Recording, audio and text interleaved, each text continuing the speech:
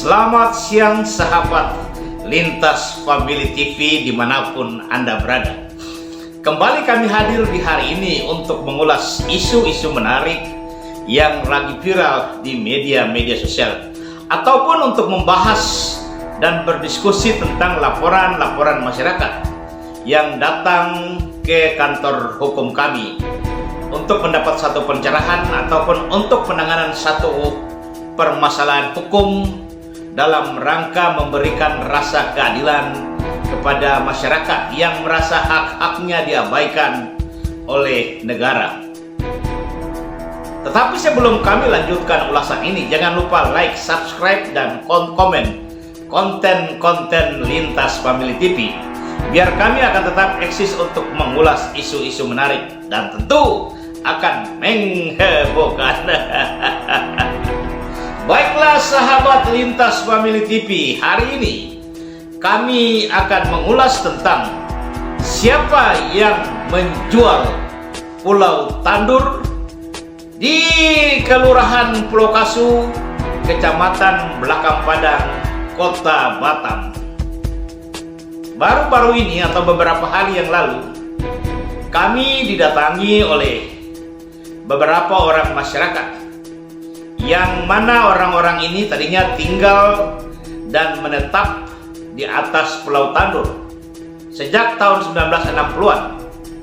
Orang-orang ini mengakui dan bahkan menunjukkan beberapa dokumen pribadi yang menyatakan bahwa mereka adalah benar-benar warga yang dilahirkan di Pulau Tandur.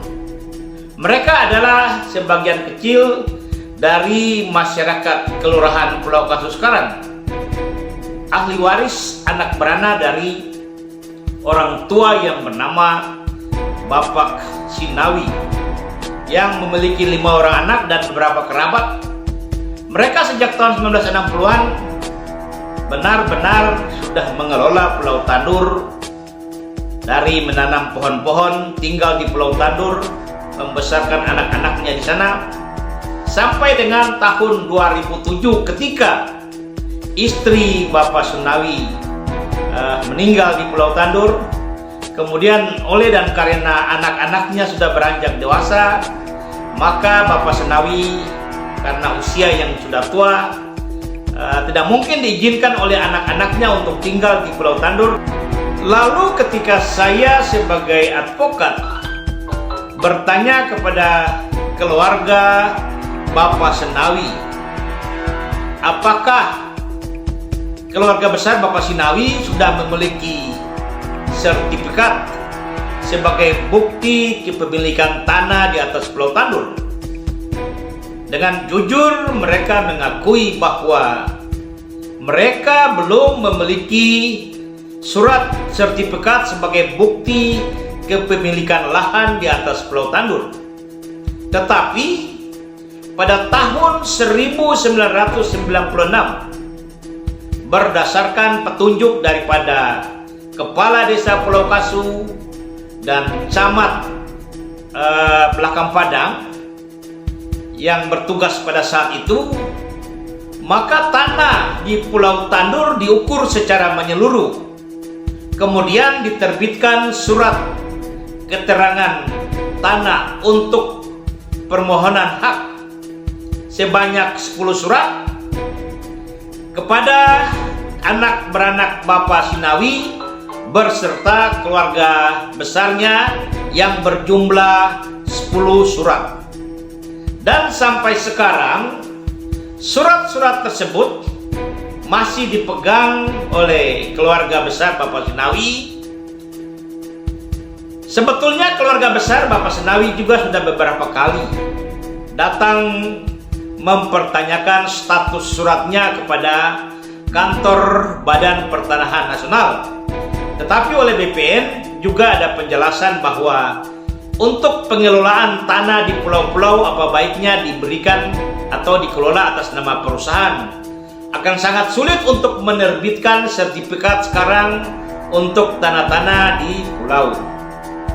Oleh karena itu sampai hari ini memang keluarga Bapak Sinawi belum pernah menyerahkan hak mereka atas tanah yang mereka sudah kuasai sejak tahun 1960 kepada orang per orang ataupun kepada pemerintah untuk sesuatu proyek dan lain-lain. Tanah di Pulau Tandur mulai bermasalah sejak tahun 2021. Pada saat itu keluarga Bapak Senawi mendapatkan laporan dari masyarakat sekitar bahwa ada beberapa petugas dari Dinas Kehutanan Provinsi Kepulauan Riau datang menanam beberapa patok di atas tanah di Pulau Tandur. Setelah melihat patok-patok tersebut, maka keluarga Bapak Senawi diwakili oleh beberapa perwakilan datang ke Dinas Kehutanan Provinsi Kepulauan Riau yang bertugas di Kota Batam untuk mempertanyakan kenapa sampai tanah mereka diberikan patok. Mendapat pertanyaan dari masyarakat, maka salah seorang petugas Dinas Kehutanan Provinsi Kepri yang bertugas di Kota Batam menjelaskan bahwa tanah itu masuk dalam kawasan hutan produksi berdasarkan SK Menteri tahun 2015. Ketika keluarga besar Bapak Senawi mendengar penjelasan daripada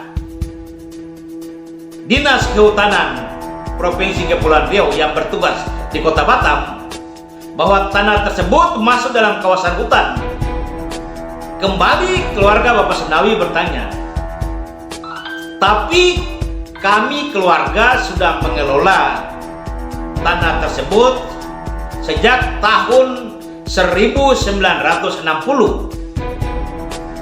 Tetapi pernyataan yang dikeluarkan oleh keluarga besar Bapak Senawi kembali dibalas oleh pegawai Dinas Kehutanan bahwa oleh karena tanah tersebut sudah masuk dalam kawasan hutan, sehingga tanah itu merupakan tanah negara, bukan tanah masyarakat. Setelah mendengar penjelasan ulang dari pegawai Dinas Kehutanan tadi, tentu keluarga besar Bapak Senawi semakin penasaran, dan lalu mereka bertanya lagi, pada waktu Bapak dari Dinas Kehutanan turun ke Pulau Tandur untuk menanam patok di sana, Pak, tentu Bapak melihat di atas pulau itu ada bekas rumah kami, bahkan ada rumah kami di sana. Di atas pulau itu ada tanaman-tanaman kelapa. Di atas tanah di Pulau Tandur juga ada tanaman-tanaman buah-buahan.